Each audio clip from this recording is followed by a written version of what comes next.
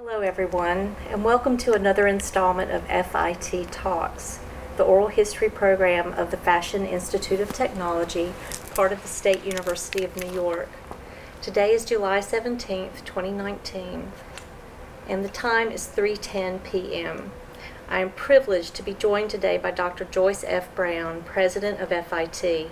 We are in her office in the Marvin Feldman Center on FIT's campus, located at 7th Avenue and 27th Street in Manhattan.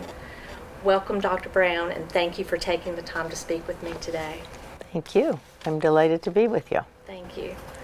So for context and to get things started, if you will, please tell researchers a little bit about your childhood. Well, I grew up in New York City. I grew up actually on Convent Avenue, right by City College in Harlem. I grew up with one sister, both parents, so I was very fortunate. And went to school, went to the neighborhood school, the Catholic school, a few blocks from home, and was very immersed on the City College campus, which was right where we lived.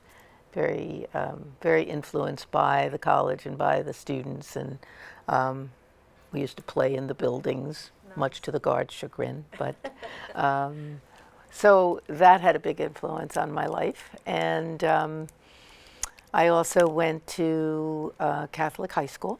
Went to the Academy of the Sacred Heart of Mary, which is that particular structure isn't there anymore, but of course there are others. And then I went on to Marymount College in Tarrytown, New York. So Very good.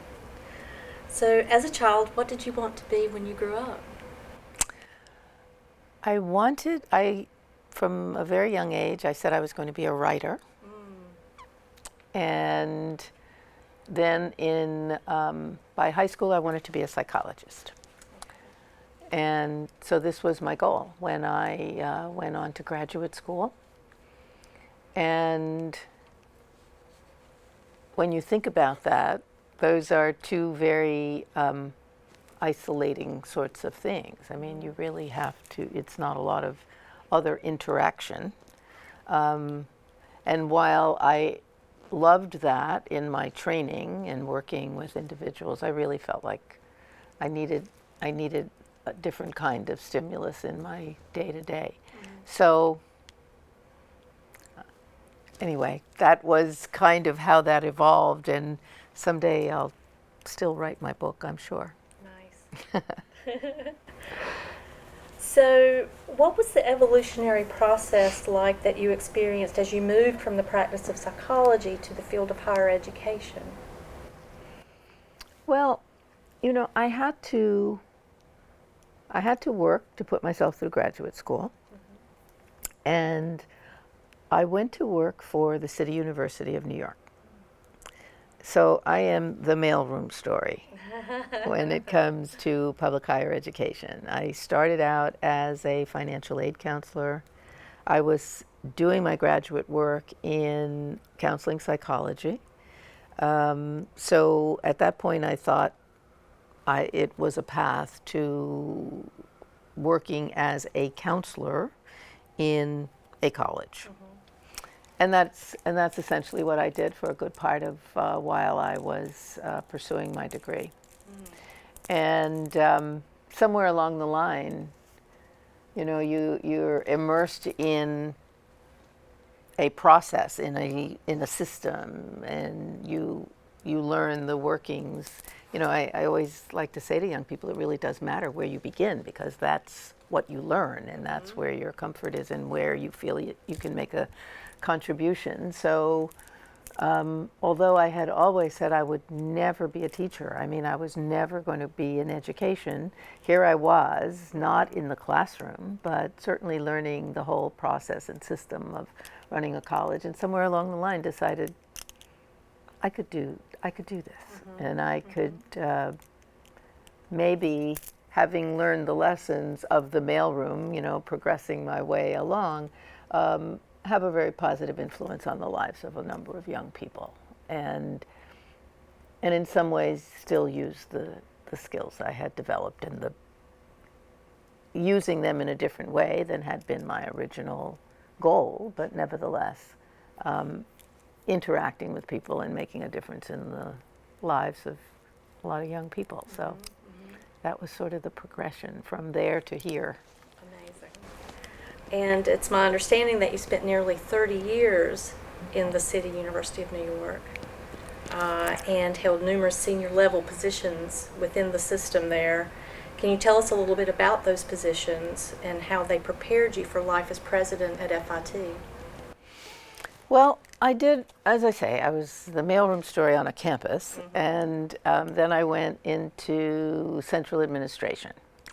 And I can't even remember all of I mean, I did a couple of jobs at the same time sometimes, which was not really a struggle. I mean, we just chipped in and we did. 30 years is a long time, and there's a lot of ups and downs in the finance and the budget and the exigencies of life, keeping something together as large as the City University. Yes. So I was a university dean. I was a special assistant to the chancellor. I was a vice chancellor. I was an acting president over at Baruch College while there was a search going on. So you say, how did it prepare me? I think, having done a number of different things that required the combination of a number of skills and skill sets, again, still thinking all of this was adding up to a way of understanding what it would take to run an institution, but do it with a sensitivity to the various elements and jobs that people needed the resources to successfully and effectively carry out. And perhaps the biggest role of, one of the big roles of the president is, to understand what that allocation of resources really is and what's required to allow people to feel valued and able to do their work. So it all sort of came together in that way. Nice. So I've learned that while you were at CUNY, you were part of a group that went to South Africa to establish a jobs development program. What was the most rewarding aspect of that initiative? That was really an amazing time. Nelson Mandela had just been released from prison. Wow. And there was a man who actually later became president for a time, Thabo Mbeki. Thabo Mbeki had conversations with people here in New York, one of whom was the mayor, David Dinkins. And the desire was to create a program that would create a career ladder for young Black South Africans who had managed to have jobs and positions in corporations, but were never going to really advance beyond a certain point. And the government commitment was that there would be resources for those companies who would create a career ladder for these people. So what we did, we went to South Africa. It was amazing to meet Nelson Mandela on many an occasion. That was really inspiring. I mean, just what you can imagine this man would exude. So that was very special. We met a number of people, former government executives in South Africa, and then the current leadership and people in corporations. And what we did was we created a partnership with corporations here in New York and those companies in South Africa, and they agreed that if indeed there were no guarantees, but if indeed the folks that came to New York and went through our program returned with value-added skills that the company could promote, they would in fact put them on a pathway to promotion and middle management and beyond. And they would protect their positions, and they would continue to pay their salaries so that their families would be supported while they were gone. So it was pretty great. And we worked with a number of banks. We worked with American Express. We worked with Con Edison. It was mostly the banking industry. It was mostly finance for these folks. And we set up housing for them. We set up housing up at the International House here in the city. And at that time, I was acting president of Baruch. And so we did Saturday classes for them because they would move, they would rotate through various departments in these corporations, learning the business and learning skills and ways to apply them for when they went back. It was amazing. It was really, we had a couple of cohorts of young people that came through. And then a number of years later, I went back to South Africa, and there was a breakfast or a meeting organized for some young entrepreneurs who were just sort of up and coming in South Africa then. And one of our original young men who had been in the very first program was there and now running his own business. So, I mean, I'd have to say that was the highlight, you know, just to have had the opportunity to create something that could have created a path for so many young people, and then to see it really, you know, come to life. Full fruition. Yeah, lovely. It was really quite lovely. How did you come to work for FIT? Well, actually a headhunter called me. Oh, wow. Yeah, a headhunter called me, and at that time, let's see, I guess I had gone to City Hall, and I had been deputy mayor, and I had come back to the university, and I'm a firm believer you cannot redo things. You can't, you know, it wasn't fair to the people who had been running those areas while I was gone, and it's hard to redo history, right? So I decided to try something different at that point, and I went on the faculty in the PhD program in the psychology program up at City College. And so I was teaching, doing the thing I always say I'm gifted in many ways, but this was not the main way.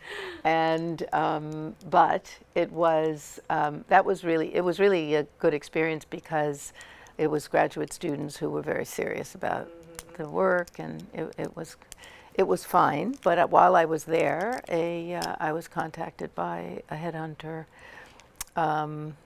actually about a couple of searches, and then he said, "I've got just the place for you." Boy. And then I don't know. I guess the rest is history, right? Yes, yes. Did anything about the college surprise you when you first arrived? Which was in 1998, I believe. It was 1998. Yes, ma'am. It's hard to believe. So much time has passed. I guess what I would say was a surprise, somewhat of a surprise. It was a realization. It was a surprise. You know, that there was so much hidden talent, and so many ways that the story hadn't been told. So it was this little gem, you know, that and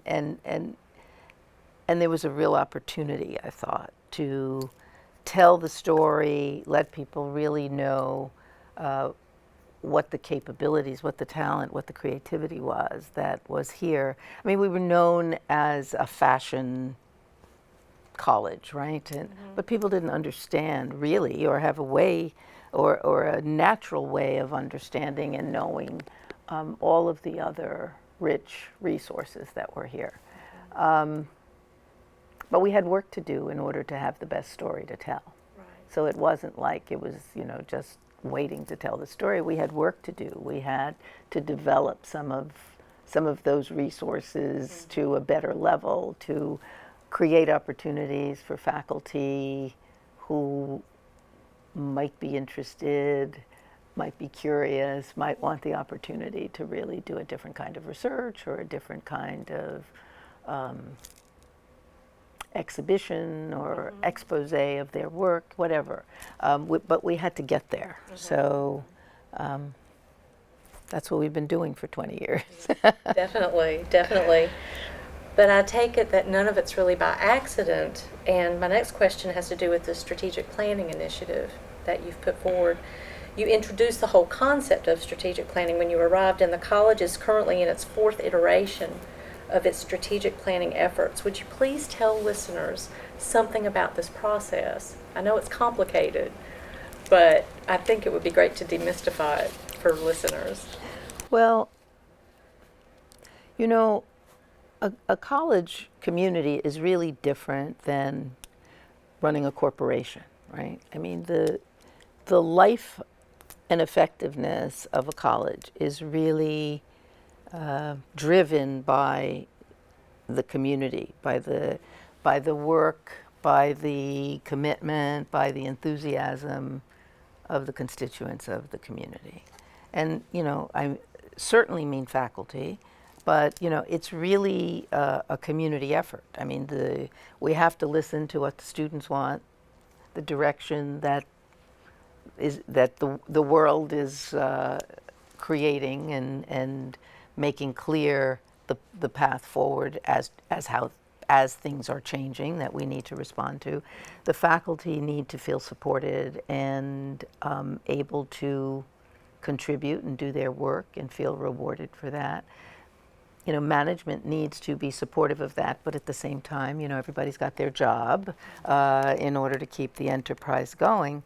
So my belief about strategic planning was that it had to be a vehicle for everyone to have a voice, for everyone to be able to contribute. Now, you know, you can't have a plan from the body as a whole, obviously.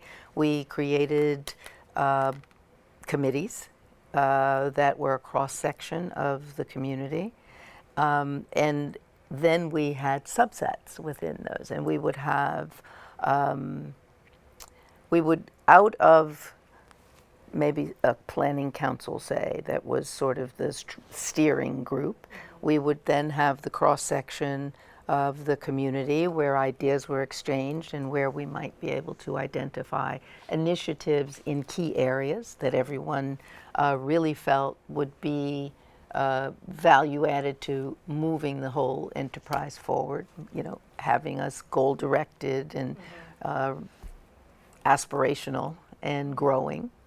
And then we would have what I would call roundtable discussions, and we would have people, again, all different, from different schools, from different departments, from different levels of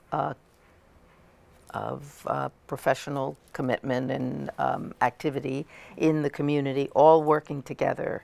We would have it either around, you know, at breakfast or lunch or dinner, or something that would, you know, bring people together, and we would mix them up at different tables. So people who had been here 20 years and hadn't met someone from another department had that opportunity.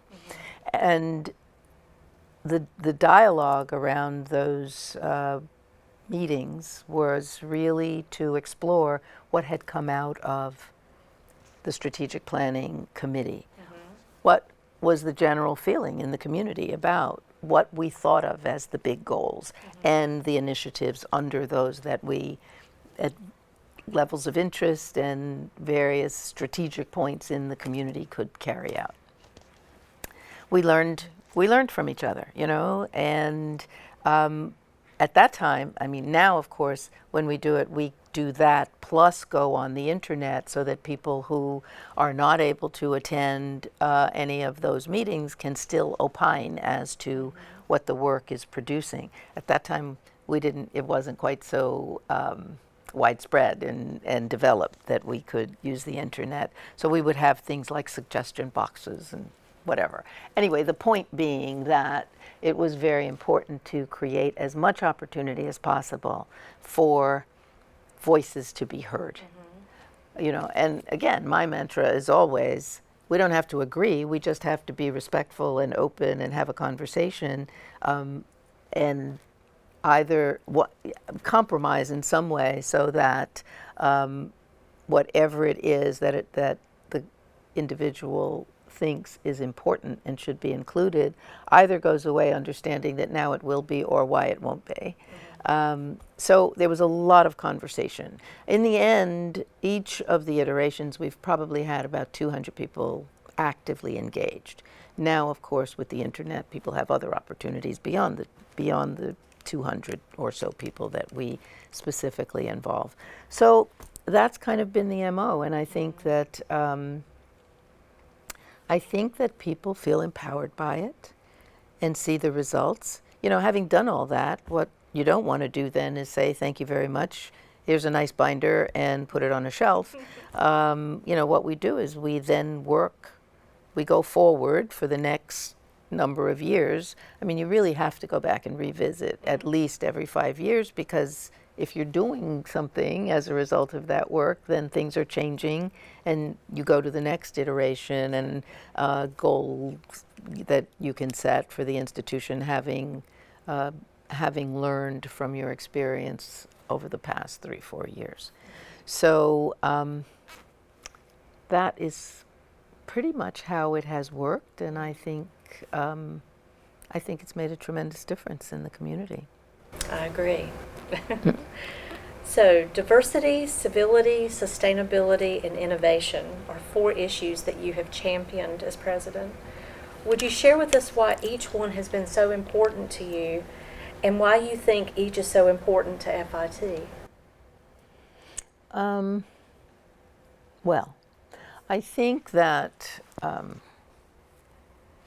there are a couple of things that are very critical if, in fact, you are going to be the voice of a community, if you're going to be the leader, if you're going to have a vision and you're going to really have people want to make it work and want to be a part of something. And I think you have to have respect. You have to have trust. You have to do what you say you're going to do and mean what you say when you say it. So I think all of those things, or most of those things, really do contribute to helping a community, one, feel respected and value added, but also respectful of many different points of view. Mm-hmm. So diversity and civility, particularly in this day and age, I guess we could talk a lot about those things, but even in our microcosm of a community, it is extremely important that we find the value that each person can contribute and respect that and build on it. I think our strength really is in our diversity. I think that you can never stop working on civility and respectfulness, and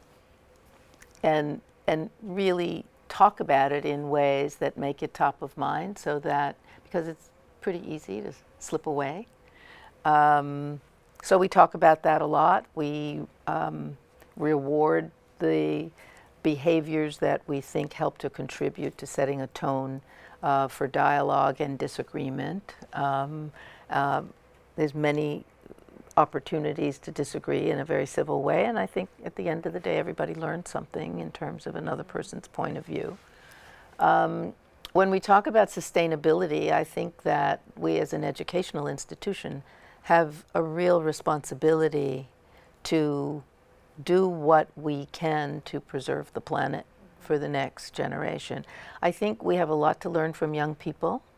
They are going to be the leaders of this movement, and really, I think, keep people in check in terms of their excessive behaviors, the acquisitiveness, the lack of really respect for the natural resources that we've been blessed to have. I mean, if it's really got to be part of our legacy that we trained and created and educated the next generation of leaders who are going to be much more respectful of this planet than we have been. And it's very interesting to see how the young people run with that now and have really incorporated their belief and commitment in sustainability to their work. You know, the whole nexus of biology and science and design is really, it's going to be quite interesting to see in what ways those things are carried out and impact natural fibers and the fluidity of design that people are searching for these days. So I think we have a responsibility, as I say. You know, if we can't in this space where intellectual expansion and creativity is really at the heart of our work, then there's really no hope for young people finding another place to develop and really nurture those values so that it can be, in fact, a guide in their lives. In innovation, I think that's kind of an exciting moment we're all living through.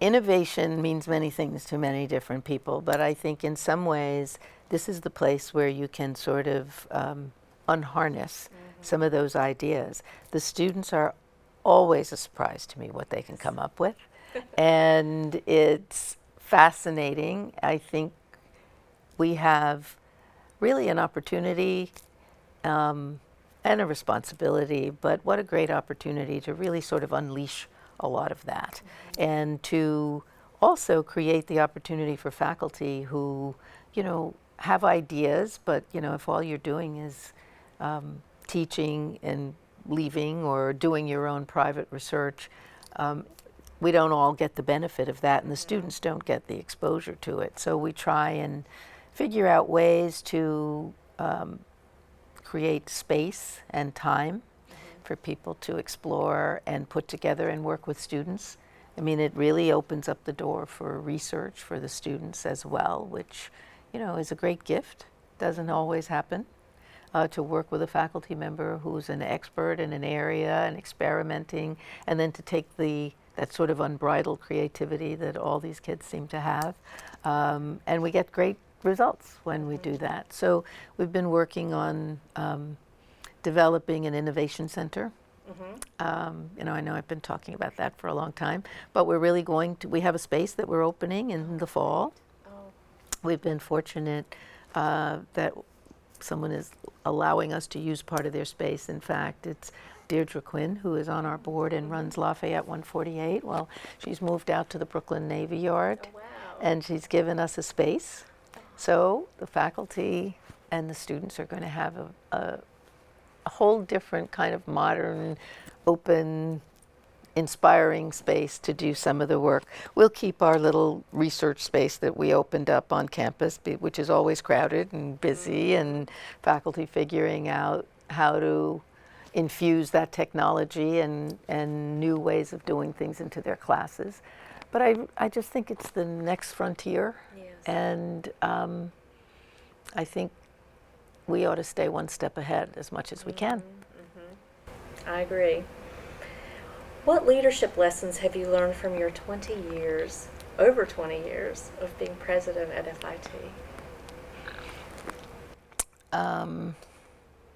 What leadership lessons? I guess I've always understood the importance of listening. And I think the importance of listening is really profoundly apparent when you are surrounded by so many creative people who evaluate and analyze and conceptualize in new and different ways, and there's always something to be learned. So I think the important lesson has really been to listen well and to be open to new and different ways of doing things. And I think that has helped me to grow as well. What experiences stand out more for you on reflection during your time here at FIT? What experiences? I think it's hard to, I mean, there have been so many, sort of milestones, if you will. I mean, we've come such a long way in the 20 years.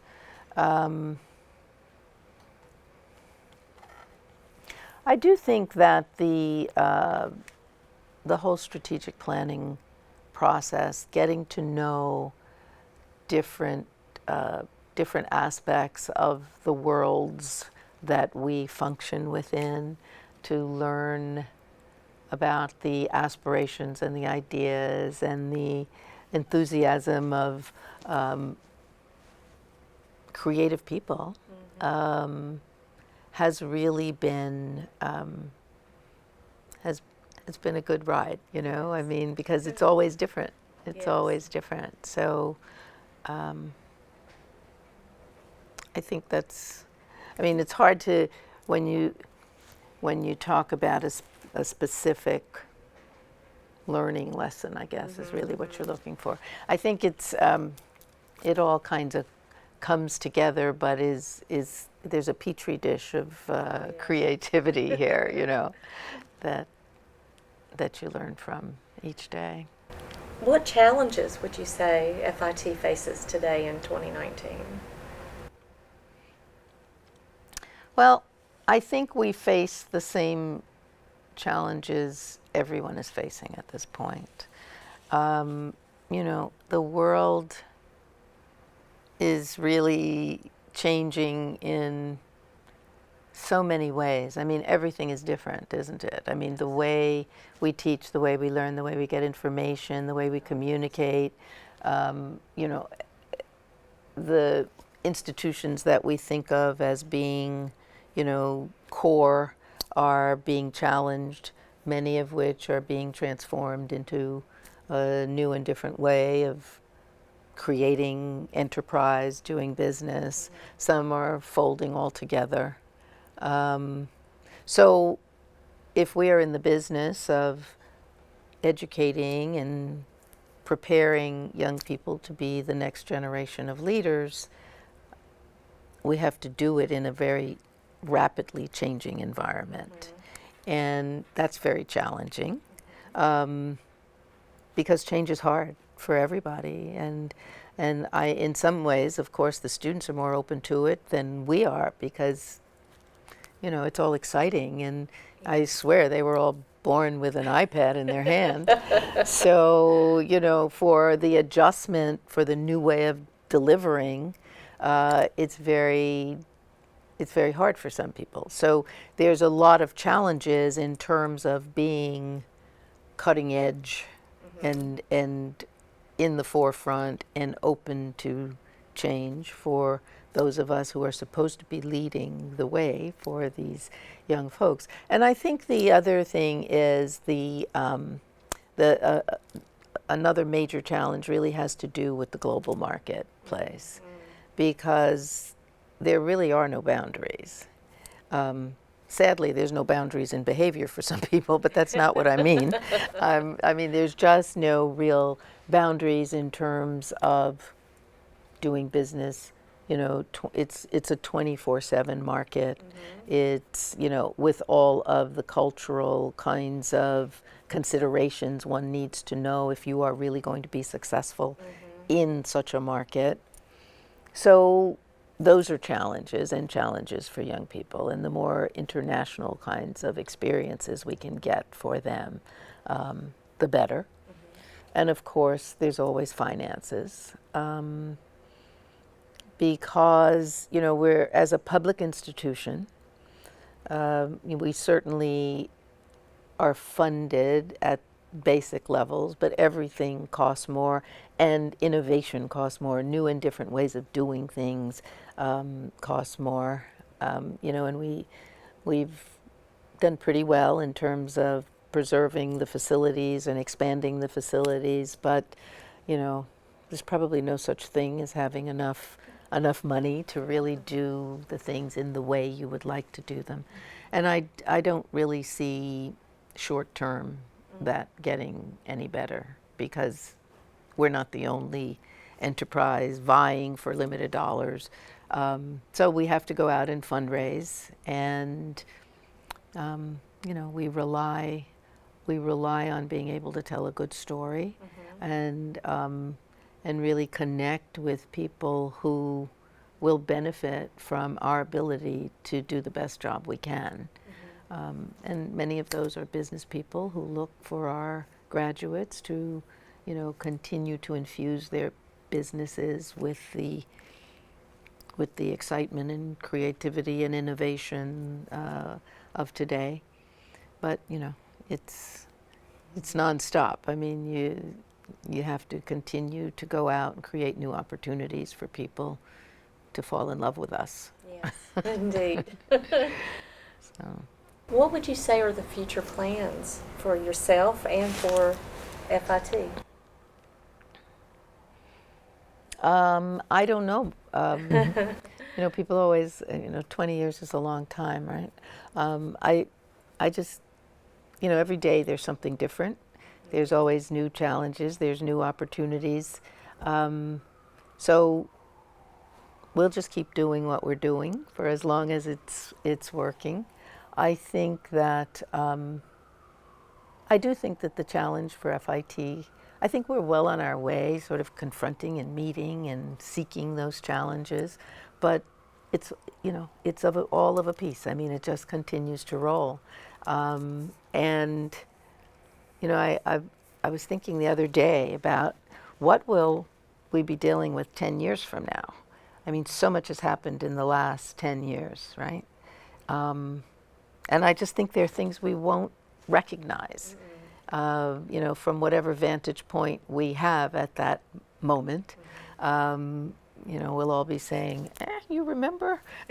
Remember how we used to do things? But it has to change. It will change. It's growing. And I think there's just a lot of pushing of the boundaries that will continue, and our job is to empower these young people to do that. So I think it's been a good 20 years. I envy who's ever here 20 years from now, because it'll be yet another story. But I have great faith that, there's just too much potential in this place that it won't continue to, be out there on the cutting edge, breaking new ground. I always say breaking glass as they continue on that trajectory. The students are amazing, and that certainly will continue. They never cease to impress. It's a great gift. It's a great gift to have that kind of talent. Imagine they just can think of something, and then the next day you walk past the same space and they've built it and created it. Yeah, totally fearless and absolutely capable. It's just great. It's comforting, actually, to think of the future being in their hands. Well, yes, if we can cut those reins and let them do it. Yes. So we're about at the close of this conversation, okay. But I wanted to ask, is there a question I did not ask you that you wish we had discussed or dealt with?